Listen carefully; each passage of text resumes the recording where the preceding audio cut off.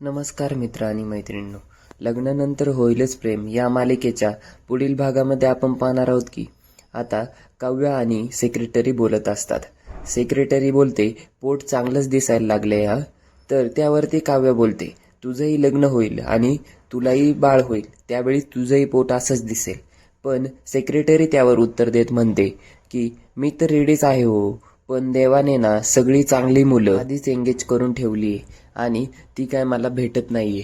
हे सगळं बोलत असताना ती पार्थकडे पाहिलं मात्र विसरत नाही आणि काव्याला हे पाहून आणखीनच राग यायला सुरुवात झालेली असते.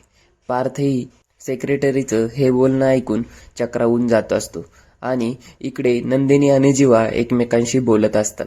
त्यावेळी नंदिनी जीवाला म्हणते की आपण हे सगळं आईंना सांगून टाकूया, आता बास झाली ही लपवाछपी. आणि ते दोघं आईंना सांगण्यासाठी बाहेर निघतात देखील आणि आईला सांगूया की काव्याला हे काहीही सांगू नको म्हणून. तर दोघेही रूममध्ये जाणारच तितक्यात कळतं तिथे विक्रम देखील बसलेला आहे. त्यामुळे दोघेही दरवाजा बाहेरच थांबतात.